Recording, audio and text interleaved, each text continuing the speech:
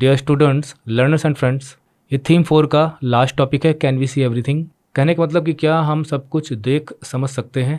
लेकिन क्या देखने समझने की बात हो रही है, वो तो जब हम टेक्स्ट मैटर पढ़ेंगे तभी हमें पता चलेगा। बाय नाउ अब तक you have had a glimpse, तो आप एक झलक तो देख ही चुके हैं। Rich visual traditions, visual traditions मतलब जहाँ पे मूर्ति कला है या कोई पेंटिंग्स हैं, है ना, जिन्हें हम देख सकते हैं। डिफरेंट फॉर्मेशंस, स्कल्पचर के रूप में, पेंटिंग के रूप में, उनकी बात हो रही है जो पास्ट में रही हैं, उनकी झलक हम देख चुके हैं इस चैप्टर में।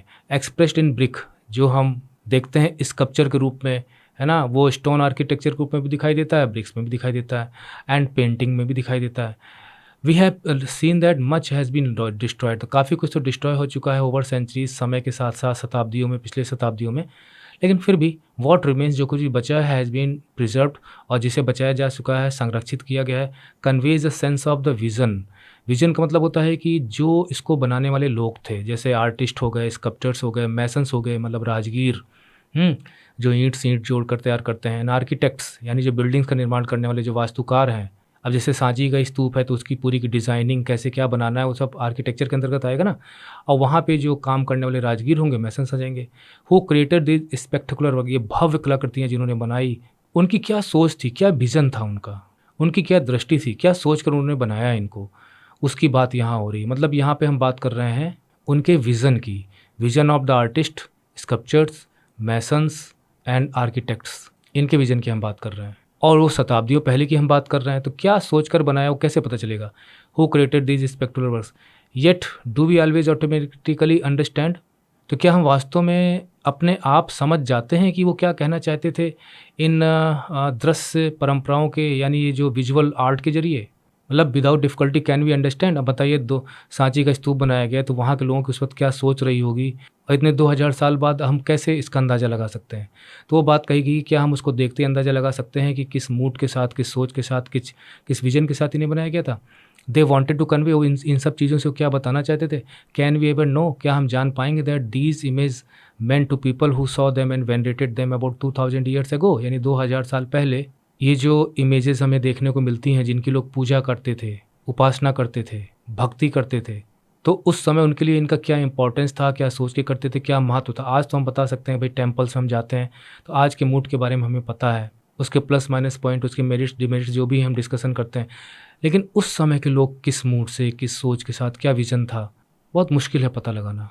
उस समय का पहनावा, उस समय की दुनिया कुछ अलग ही थी, उस समय के लोगों की नीड्स भी उतनी नहीं थी, इतना डेवलपमेंट नहीं था, तो निश्चित है कि उस वक्त सोच में भी असर रहा होगा।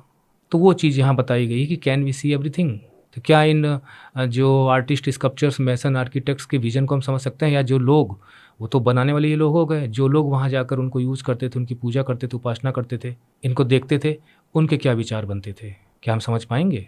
अगला है ग्रैपलिंग विद द अनफैमिलियर। तो पहली प्रॉब्लम तो हमने यहाँ पे कर ली, ठीक है। दूसरी प्रॉब्लम ये है कि जिस चीज़ की जानकारी हमें नहीं है, जो हमारे लिए अनजान है, उसको समझने की कोशिश, struggle, that is called grappling, जूझना। ग्रैपल मतलब अनजाने को समझने की कोशिश करना। It will be useful to recall that when 19th century European scholars, यानी जो यूरोपियन स्कॉलर्स है, जो विद्वान है, जो 19th सेंचुरी में है, लगभग 18 लिख के जो अपडेट लगाएंगे, जो याद यहाँ पर आए तो थोड़ा सा याद करना चाहिए आपको। मतलब फिर से आप इसको माइंड में लाइए कि फर्स्ट 100, जब इन्होंने जो फर्स्ट स्कल्पचर्स उन्होंने देखे तो देवी देवताओं की मूर्तियाँ देखी। अब बात वही आती है जिससे हम स्ट्रगल करते चले आ रहे हैं, समझते चले आ रहे हैं। कोई भी चीज़, कोई स्कल्पचर हमें नज़र आता है, मान लीजिए जंगल में ही आप ही खोज निकालें किसी चीज़ को, कोई मूर्ति उर्ति, तो क्या समझेंगे, क्या अंदाज़ा लगाएंगे। इतना तो मालूम है कि हिस्टोरिक है, लेकिन वो कन्वे क्या करती है उसका पता लगाना मुश्किल होता है, उसकी स्टोरी क्या है उसकी। तो वही बताया जा रहा है कि उन्होंने गॉड्स एंड गॉडेजेस की मूर्तियाँ देखी and they could not understand what these were about, और वो समझ नहीं पाए कि ये हैं क्या, किसके बारे में, मतलब ये मूर्तियाँ कहती क्या हैं। Sometimes they were horrified by what seem to them grotesque, और कभी कभी तो उन मूर्तियों को और जो सिम्बॉलिक रिप्रेजेंटेशंस उनको देखकर तो कभी कभी बहुत ज़्यादा वो घबरा भी जाते थे, और उन्हें देखकर बड़ा मतलब अजीब सा लगता था। ग्रोटेस्क का मतलब है बहुत ही बेढंगा, अविकृत, यानी अननेचुरल एंड अनयूजुअल, और जो समझ में ना आए ना, अनकॉम्प्रिहेंडिंग मिक्सचर ऑफ थिंग्स। तो उन्हें देखकर वो बड़ा हॉरिफाइड भी होते थे कि ये क्या है। फिगर्स जैसे विद मल्टीपल आर्म्स, जैसे अब आज देखिए बहुत ही नॉर्मल है हिंदुइज़्म के लिए, मतलब विष्णु को अगर चार चार भुजाओं के साथ दिखाया जाए, देवी देवताओं को दिखाया जाए, तो आपको बहुत ही नॉर्मल लगता है और आपको लगता है कि यार, क्योंकि हम इसे बचपन से देखते चले आ रहे हैं। लेकिन जब वो लोग आए, अब वो लोग ईसाई हैं, भाई उनके यहाँ ऐसी कोई परंपरा नहीं थी, जब उन्होंने देखा तो उन्हें बड़ा अजीब सा लगता था, ये लोग ये क्या बना रहे हैं ये लोग, एंड हैंड्स हैट्स और with combination of human and animal forms. और उसके अलावा जो है सिर बनाया जा रहा है, तो कुछ ह्यूमन्स की बॉडी है, कुछ एनिमल्स की बॉडी का इस्तेमाल किया जा रहा है, जैसे आपने वराहा अवतार देखा था, है ना। तो these early scholars try to make sense, तो वो इसको समझने की कोशिश करते थे, what appear to be strange images, तो उन्होंने कहा भाई ये तो बड़ी अजीब सी इमेजेस हैं, भाई comparing them with the sculpture with which they were familiar. तो एक तरीका तो ये है कि किसी चीज़ को अगर आपको समझना हो तो कोशिश करिए कि क्या हम ऑलरेडी इससे मिलती जुलती से मैचिंग चीज़ कोई जानते हैं कि नहीं जानते हैं, और फिर आप उससे मैच करके उसको समझने की कोशिश करिए।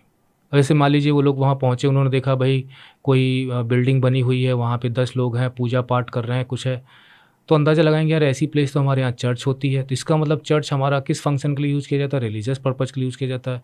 ओह, तो यहाँ पर ये जो मंदिर बना हुआ है ये रिलीजियस पर्पज़ के लिए यूज़ किया जाता है। तो इस तरह से भी हम अनफैमिलियर को मतलब अपनी किसी फैमिलियर चीज़ से समझने की कोशिश कर सकते हैं। ये कहे कि यार हमारे यहाँ जो ये होता है वो इनके यहाँ ये है।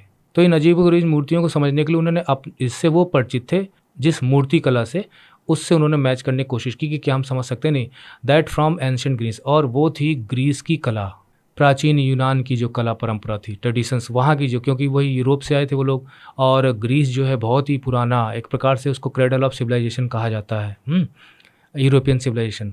तो while they often found early Indian sculptures inferior to the works of Greek artist, तो शुरू में उन्हें ऐसा लगा कि जो भारत की जो मूर्ति कला है, वो जो यूनानी जो आर्टिस्ट हैं, कलाकार हैं, उनसे निचली दर्जे की है, निम्न स्तर की है, मतलब लो है।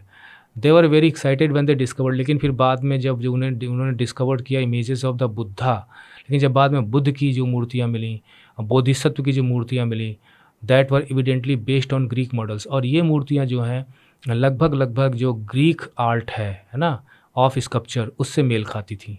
These were more often than not found in the north west, और ये जो स्कॉलर्स जिन मूर्तियों की बात कर रहे हैं, ये मूर्तियाँ जो हैं कहाँ पाई जाती थी, अक्सर नॉर्थ वेस्ट पार्ट में पाई जाती थी, such as the Takshashila and Peshawar. अब देखिए तक्षशिला अफगानिस्तान में है, पेशावर पाकिस्तान में है। Where Indo Greek rulers had establish kingdoms in the 2nd century BC, क्योंकि 2nd सेंचुरी BC में उन्होंने अपने जो राज्य हैं वहाँ पे बसाए थे। ये अब ऑलरेडी हम सब कुछ आपको बता चुके हैं कि भारत में जब फॉरेनर्स का जब स्टार्ट होता है इतिहास, तो हमारे जो वेस्टर्न पार्ट है, यानी अफ़गानिस्तान का हो या पाकिस्तान का हो, वहाँ पे इंडो ग्रीक रूलर्स आए थे जिन्होंने अपने राज्य बसाए थे। बाद में शक वगैरह आके, मतलब बाद में जो और फॉरेनर्स आए उन्होंने फिर इनको हटा दिया था, और ये सब कुछ सिकंदर के आने के साथ शुरू हुआ था। As these images were closest to the Greek statue, तो उन्होंने देखा कि भाई जो यहाँ जो इमेजेस हैं वो ग्रीक स्टैचूज़ यानी ग्रीस में जो बनी हुई यूनान की जो मूर्तियाँ उनसे मेल खाती हैं। These scholars were familiar with, और ये स्कॉलर्स जो कि यूरोप से आए थे तो वो उस प्रकार की मूर्तियों को जानते थे, और यहाँ की मूर्तियों को उन्होंने उस प्रकार की मूर्तियों से जोड़ने की कोशिश की कि यार ये तो मिलती जुलती हैं। They were considered to be the best examples of early Indian art, और इनको कहा गया कि ये अर्ली इंडियन आर्ट की बेस्ट एग्जाम्पल्स हैं, मतलब ये मूर्तियाँ उन जो गॉड गॉडेस की मूर्तियाँ उनसे बेहतर हैं। In effect these scholars adopted a strategy we all frequently use, कहने का मतलब कि इन्होंने जो तरीका अपनाया जिसे हम स्ट्रेटजी कहेंगे, वी ऑल फ्रिक्वेंटली यूज, जो हम अक्सर यूज करते हैं समझ बनाने के लिए, devising yardsticks derive from the familiar to make sense of unfamiliar. कहने का मतलब ये है कि यार्ड स्टिक का मतलब होता है कि वो स्केल है ना, वो क्राइटेरिया, वो पॉइंट्स जिसके आधार पे आप किसी दूसरे को जज करते हो, समझने की कोशिश करते हो, और डिवाइजिंग मतलब तैयार करना, बनाना कुछ ऐसी चीज़। तो यहाँ कहने का मतलब ये है कि आप वो नीति बनाते हो, वो नीति को फॉलो करना शुरू करते हो जिसमें आप जो आप जानते हो उस समझ से अनजानी चीज़ को समझने की कोशिश करते हो। परिचित चीज़ों के आधार पर आप अपरिचित चीज़ों को समझने की कोशिश करते हो। हमें भी कोई चीज़ मिलती है तो सबसे पहले हम ये देखते हैं क्या है ये, क्या है ये का मतलब, क्या पहले से कोई चीज़ आप जानते हो जिससे वो मिलती जुलती लगती है, यही हमारा पहला तरीका होता है। फिर आप कहते हो यार कोई खाने पीने की चीज़ लगती है क्या, या ये कुछ ऐसे लगता है क्या। तो जो लगता है, सीधी सी बात है कि आप जो ऑलरेडी आपके माइंड में जानकारी है उसके आधार पर आप उसको अनफेयरवियर को जज करने की कोशिश कर रहे हो, तो वो चीज़ यहाँ पे बताई गई है। तो उन्होंने जो अर्ली इंडियन आर्ट है उसका बेस्ट नमूना इन बुद्ध की या बोधिसत्व की मूर्तियों को माना, जो ग्रीक स्टाइल से मिलती जुलती थी। कहने का मतलब ये है कि भाई इंडो ग्रीक्स यहाँ आए तो जो इंडियन आर्ट थी वहाँ की जो आर्ट थी दोनों का फ्यूजन हुआ, तो इंडो ग्रीक फ्यूजन की वजह से यहाँ पे जो मूर्ति कला है ना, तो उसमें ग्रीक भी आपको स्टाइल दिखाई देगी, इंडियन भी आपको स्टाइल दिखाई देगी, है ना। तो अब देखिए यहाँ पे जो परिधान पहनाए गए हैं इस टाइप के, ये है आर्ट। और जहाँ पे ग्रीक और इंडियन आर्ट का फ्यूजन है उसे गांधार आर्ट कहा गया। इनके क्लोथ्स को देखिए, स्टाइल को देखिए। इस तरह की मूर्तियाँ आपको जो उत्तर भारत में या इधर और क्षेत्र में नहीं मिलेंगी। अब इनकी देखिए बालों की जो स्टाइल है वो डिफरेंट है ना, और कपड़ों की जो स्टाइल है डिफरेंट है। इसके पहले जो आपने मूर्तियाँ देखी थी वो एकदम डिफरेंट थी। तो दोनों स्टाइल का, कल्चर का फ्यूजन से गांधार आर्ट। तो यहाँ हमने देखा कि जो विज़न है इन लोगों का, तो क्या do we always automatically understand what they wanted to convey. और दूसरी चीज़ ये है कि people who saw them and venerated them about 2000 years ago, तो क्या हम कभी जान पाएंगे, can we ever know what these images meant to them, इन मूर्ति का उनके लिए क्या महत्व था। इसके अलावा किसी अपरिचित चीज़ को समझने की कोशिश में हमने यूरोपियन स्कॉलर्स के एग्जाम्पल देखे। 19th सेंचुरी के स्कॉलर्स हैं, तो उन्होंने जब गॉड्स एंड गॉडेजेस की मूर्तियाँ देखी, मतलब ये आप कह सकते हो इंडियन ट्रेडिशन की, तो देवर हॉरिफाइड, क्योंकि वो जो मूर्तियाँ हैं बड़ी ग्रोटेस्क थी, है ना, बड़ी विकृत और नॉर्मल नहीं लगती थी, क्योंकि उसमें कहीं कहीं पे मल्टीपल आर्म्स दिखाए गए हैं, हेड्स दिखाए गए हैं, और कॉम्बिनेशन दिखाया गया है ह्यूमंस का और एनिमल फॉर्म्स का। तो ये जो अर्ली स्कॉलर्स थे, तो उन्होंने इनको समझने की कोशिश की है कि ट्राई टू मेक सेंस। तो उन्होंने क्या किया कि कंपेयर करना शुरू किया them with the sculpture which they were familiar, कि भाई हम जिस मूर्ति को जानते हैं, मूर्ति कला को जानते हैं, तो ये हैं तो मूर्ति कला ही, ज़रा मैच करने की कोशिश करें। और वो मैच करने की कोशिश कर रहे थे, मिलाने की कोशिश कर रहे थे, तुलना करने की कोशिश कर रहे थे एंसेंट ग्रीस यानी ग्रीक आर्ट से। तो उन्होंने देखा कि भाई देखिए, जो अर्ली इंडियन स्कल्पचर है वो जो है इन्फीरियर है ग्रीक आर्टिस्ट के द्वारा बनाई गई मूर्तियों से। बाद में फिर जब बुद्धा और बोधिसत्व की मूर्तियाँ मिलनी शुरू हुई, और ख़ासकर ये मिलनी शुरू हुई तक्षशिला और पेशावर जैसे जो नॉर्थ वेस्टर्न सिटीज़ हैं, तो इन्हें इन्होंने कहा कि भाई they were evidently based on Greek models. और फिर इनको उन्होंने कहा कि ये जो इंडो ग्रीक रूलर्स थे उनके क्षेत्रों में पाई गई थी, है ना, कि they were the closest to the Greek statues. और फिर उन्होंने कहा कि they consider to be the best example, सबसे बेहतरीन वो Indian art, early Indian art का नमूना है ये। और जो स्ट्रेटजी उन्होंने अपनाई वो ये स्ट्रेटजी यही अपनाई कि familiar to make sense of the unfamiliar, from the familiar to make sense of the unfamiliar. इसके बाद बात ये आती है जहाँ पे सब कुछ समझने की बात हो रही, क्योंकि यहाँ हमने देखा कि भाई जो विज़न था आर्टिस्ट का, क्या हम उसे समझ सकते हैं। इसके अलावा जो चीज़ें एकदम ही अलग हैं, जैसे यूरोपियन स्कॉलर्स आए तो उन्होंने कैसे समझने की कोशिश की। बात कुछ यही है कि इन मूर्तियों के माध्यम से उनको समझने की कोशिश। और उसके बाद मान लीजिए कि भाई हमने देखा था कि अगर कोई स्कल्पचर हमें मिलता है, कोई अभिलेख हमें मिलता है, तो हम क्या करते हैं कि उसकी जो लिपि है उसको डिकोड करने की कोशिश करते हैं। कोई स्कल्पचर मिल गया, कोई मूर्ति मिल गई, तो हम सोचते हैं यार कि ये जो कोई टेक्स्ट मैटर, कोई टेक्सचुअल एविडेंस मिल जाए तो उसे समझने में आसानी होती है। ये चीज़ हम पिछले के 2 ट्यूटोरियल में पढ़ते चले आ रहे हैं। तो वही चीज़ यहाँ है कि मान लीजिए कि आपको स्कल्पचर मिला और टेक्सचुअल एविडेंस कोई मिल ही नहीं रहा उससे, तो क्या करेंगे आप। तो ये यहाँ पे टॉपिक बनता है, if text and images do not match, यानी जो लिखित जो मिला है और जो दृश्यगत हमें मिल रहा है, दोनों में कोई मैच ना हो। कंसीडर एंड द प्रॉब्लम, एक समस्या ये भी है। We have seen that the art historians हम बता चुके हैं आपको, जो हिस्ट्री में मिलने वाली जो आर्ट फॉर्म्स होते हैं उनको स्टडी करते हैं। Often draw upon textual traditions, तो वो अक्सर क्या करते हैं, टेक्सचुअल ट्रेडिशंस का सहारा लेते हैं, ग्रंथों का सहारा लेते हैं, कोई लिखित चीज़ मिल जाए उसका सहारा लेते हैं समझने के लिए आर्ट को। Understand the meaning of the sculpture, while this is certainly a far more efficacious strategy. तो इसके पहले जो हमने पढ़ा था, हमने देखा था कि वो इंडियन जो स्कल्पचर है उसको ग्रीक स्कल्पचर से मैच करके समझने की कोशिश कर रहे थे। तो उससे ये बेहतर तरीका है कि हम किसी स्कल्पचर, मूर्ति कला को, कलाकृति को समझने के लिए उसी देश के उसी स्थान विशेष में या कुछ में कोई टेक्सचुअल एविडेंस मिल जाए जहाँ पे उसकी स्टोरी से मैच करती हो, वो ज़्यादा ठीक लगता है। तो while this is certainly a far more efficacious, मतलब प्रभावी तरीका है than comparing Indian images with Greek statues. तो इंडियन इमेजेस को आप ग्रीक स्टैच्यूज से मेल करके समझने की कोशिश कर रहे हैं, उससे बेहतर तरीका है। लेकिन it is not always easy to use, लेकिन ये जो तरीका है जहाँ पे हम स्कल्पचर को समझने के लिए टेक्सचुअल एविडेंस का सहारा लेते हैं, ईजी नहीं है। One of the most intriguing example, intriguing का मतलब यहाँ समझ लीजिए कि जो आपको बड़े दिलचस्प लगे, है ना, इंटरेस्टिंग। एक दिलचस्प उदाहरण यहाँ देते हैं कि famous sculpture along the huge rock surface of Mahabalipuram, Tamil Nadu में समुद्र के किनारे महाबलीपुरम की जो मूर्तियाँ हैं आज भी भव्य ना, तमाम टूरिस्ट उसको देखने के लिए जाते हैं, आपको भी मौका मिले तो जाइएगा। और वो सब की सब रॉक कट हैं, मतलब जो वहाँ पे ऑलरेडी जो चट्टानें हैं, पहाड़ी चट्टानें, उनको छेनी हथौड़े के बल पे है ना काट काट कर बना दिया गया, जिसमें कैलाशनाथ टेम्पल का हमने देखा था एग्जाम्पल, है ना, मोनोलिथ पे बना वर्ल्ड का सबसे बेस्ट एग्जाम्पल है, सबसे बड़ा जो स्कल्पचर है वही है। तो महाबलीपुरम में जो क्लियरली 4.3 फिगर यहाँ दी गई, अभी हम देखेंगे, is a vivid depiction of story. तो इतना तो पता चलता है कि इसमें कोई ना कोई स्टोरी है, बट विच स्टोरी नहीं पता है। Art historians have search through the Puranas to identify, उन्होंने पुराणों में भी देखा, क्योंकि दरअसल जो ग्रंथ हैं, तो वो जो स्टैचूज़ बनी हुई हैं तो वो किस ग्रंथ से मेल खाती हैं, तो उन्होंने ग्रंथों का अध्ययन किया, पुराणों में देखा जिसमें लीजेंड स्टोरीज देवी देवताओं के बारे में होती है। It an art sharply divided, तो कुछ क्लियर नहीं मतलब तय कर पाए, तो लोगों के अपने अपने विचार हैं हिस्टोरियंस के। Some feel that this depict the descent of the river Ganga from heaven, कुछ कहते हैं कि भाई जब गंगा का स्वर्ग से अवतरण हुआ था, नीचे ज़मीन पर लाया गया था, तो वो यहाँ पे दिखाया जा रहा है। चलिए हम देख लेते हैं फिगर को।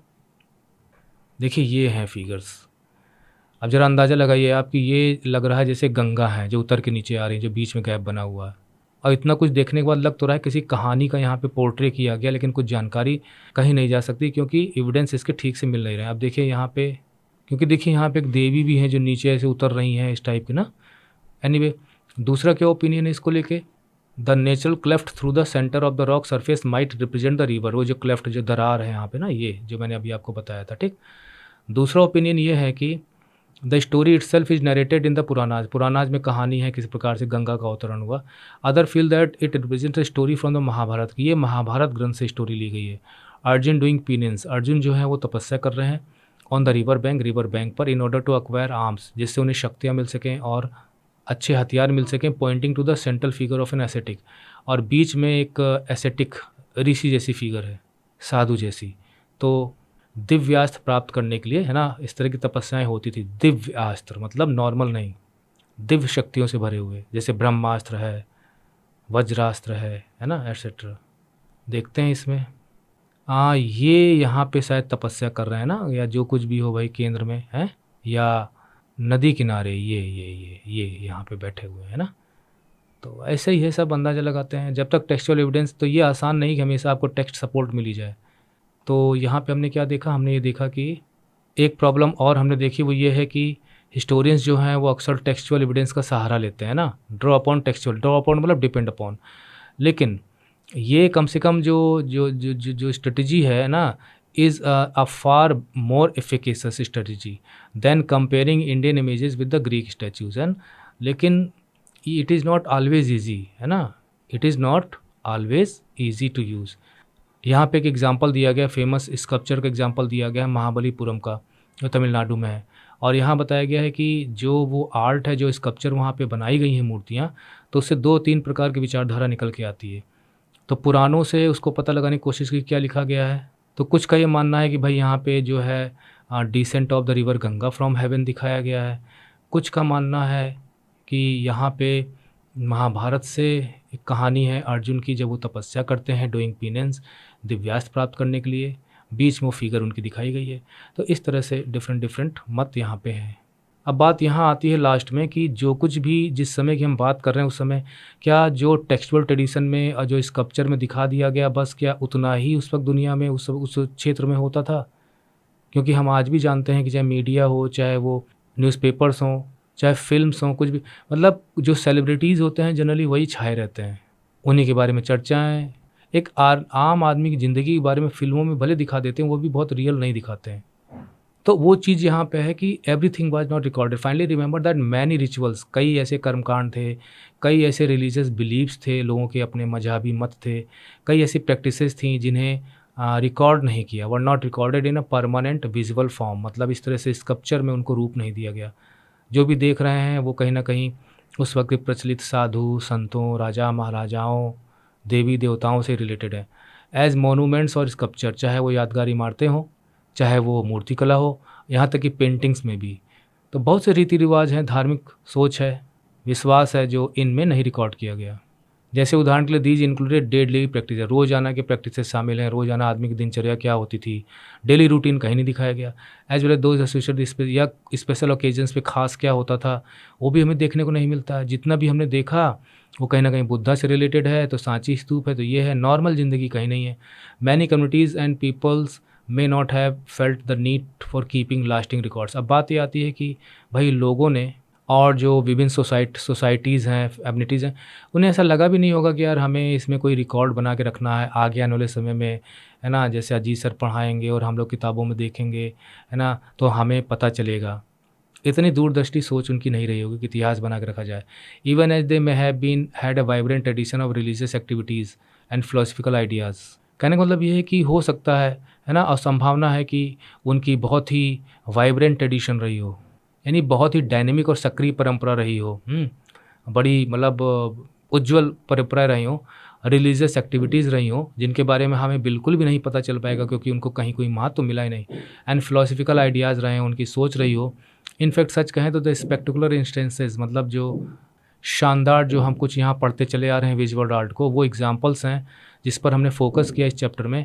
Just tip of the iceberg. Iceberg बहुत बड़ा होता है, बहुत विशाल, उसका छोटा सा हिस्सा हमने यहाँ स्टडी किया है ना? सोशल लाइफ बहुत बड़ी रही होगी, बहुत चीज़ें, बहुत एलिमेंट शामिल रहे होंगे, है ना? Different religious beliefs, rituals, religious practices, special occasion practices, philosophical ideas जो रिकॉर्ड ही नहीं हुए, हमें पता ही नहीं उन लोगों के बारे में। और ये हमेशा से प्रॉब्लम रही है। अभी जब हम अपनी आज़ादी के इतिहास पढ़ते हैं तो हम जाने-माने नाम जानते हैं। क्या इतने ही लोगों ने कुर्बानी दी? क्या कोई और नहीं रहा होगा? क्या सुभाष चंद्र बोस और चंद्रशेखर आज़ाद और भगत सिंह, महात्मा गांधी, सरदार वल्लभ भाई पटेल, बस कुछ गिने-चुने नाम ही हम जानते हैं। जो रिकॉर्ड कर लिए गए उनको जानते हैं। और लोग भी रहे होंगे, हम उनके बारे में नहीं जानते। और इसमें भी देखिए कितना पक्षपात हो जाता है। तो वो चीज़ यहाँ बताई गई है। तो ये ट्यूटोरियल जो यहीं पूरा होता है, इसका नोट पार्ट आप ज़रूर देख लीजिएगा। और ये जो है टाइमलाइन है, वेबसाइट पे आपको इसके क्वेश्चन आंसर मिल जाएंगे, नोट्स मिल जाएंगे और प्रीवियस ईयर्स क्वेश्चंस भी मिल जाने चाहिए आपको। जाइए वहाँ पे। ये स्कल्पचर है सांची का, बताइए। अब खाली आपको ये दिखा दिया जाए तो क्या समझेंगे आप? लेकिन अगर इससे रिलेटेड कोई टेक्सचुअल आपको एग्जांपल मिल जाता है, कोई स्टोरी कुछ टाइप की, तो आप इसको समझ जाएंगे। और जो फ़ैमिलियर से अनफ़ैमिलियर को समझने की बात है, तो देखते ही तुरंत हमें जो लगेगा वो इस रणनीति का हिस्सा है कि यार ये कोई जानवर लग रहा है, क्योंकि हम जानवर से परिचित हैं, हम उन्हें जानते हैं, हम फ़ैमिलियर हैं, तो इसको हमने अनफ़ैमिलियर को तुरंत समझने की कोशिश की। ये भी एक तरीका है। लेकिन ये जानवर देखिए, इसकी पूँछ देखिए कितनी लंबी है।